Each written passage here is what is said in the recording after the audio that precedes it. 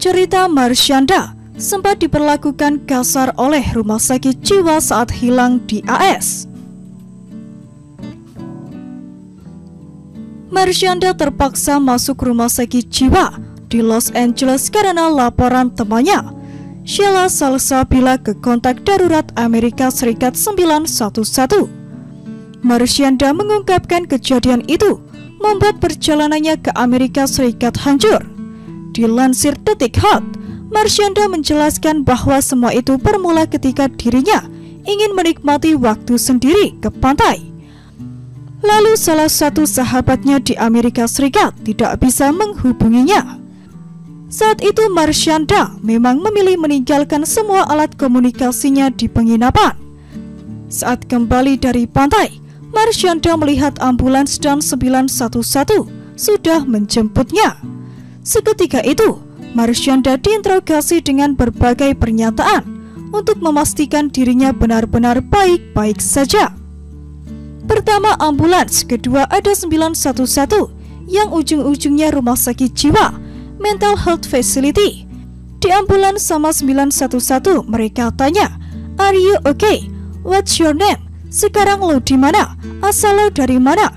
Kayak memastikan gue waras dan sadar diri enggak. Disebutin di situ nama gue Adriani Marsyanda, umur lo berapa, dan pekerjaan lo apa, lo sampai di LA berapa hari, lo visitor atau orang tinggal di sini. Jawaban gue normal semua. Cerita Marsyanda dalam channel YouTube-nya dilihat Detik Hot pada Jumat 5 Agustus 2022 lalu. Gue bilang, kalau lo worry gue kenapa-kenapa, lo lihat aja di iPhone, ada fitur emergency atau help ID. Lo lihat aja isinya help ID gue, isinya apa? Terus pada buka, isinya healing my breast tumor. Gue gak menuliskan ada riwayat bipolar atau depresi, tapi di bagian medication ada obat-obatan yang isinya kok obat penenang, obat untuk panik, obat depresi, obat untuk orang kayak bipolar. Nah itulah yang buat 911 bawa gue ke mental health facility, jelasnya kala itu. Marsyanda lantas ditahan di rumah sakit jiwa yang dia sebut camp pada 27 Juni sampai 11 Juli 2022 lalu. Tidak ada yang bisa mengakses dirinya. Keluarganya pun hanya bisa menghubunginya 2 kali saat dirinya dipaksa masuk rumah sakit jiwa.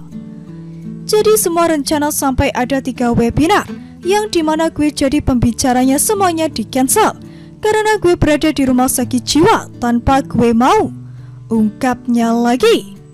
Selama 15 hari masuk ke rumah sakit jiwa secara terpaksa, Marsyanda mengaku merasakan diperlakukan tidak selayaknya manusia yang punya hak. Hal itu lantas diungkapkannya kala itu.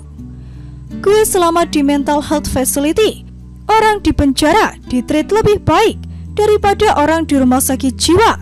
Karena orang di penjara masih dianggap waras, orang di rumah sakit jiwa dianggap nggak waras, ungkapnya kala itu.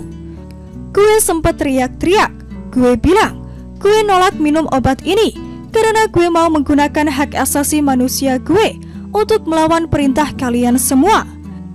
Pas gue ngomong gitu, tangan gue dikebelakangin dan gue dijatuhin ke kasur karena gue dianggap overactive. Sampai gue disuntik karena gue dianggap agresif, akunya lagi. Marsyanda lantas memilih menuruti apapun yang terjadi di rumah sakit jiwa. Dia juga merasa bahwa makanan yang dimakannya bukanlah makanan sehat, namun harus dia makan.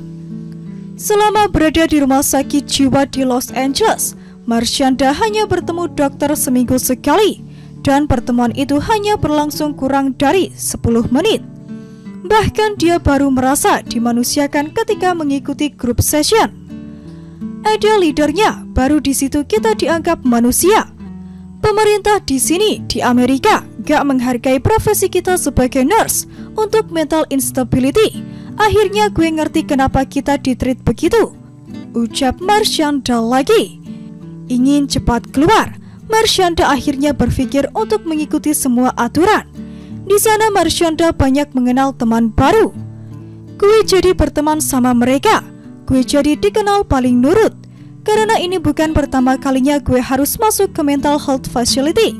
Pas gue cerai dan buka jilbab, gue masuk di sana gue masih bisa ketemu keluarga.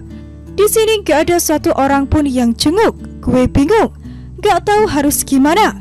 Jadi gue mikir jalanin aja. Semakin lo patuh lo makin cepat keluar dari sini, tutur Marshanda kala itu.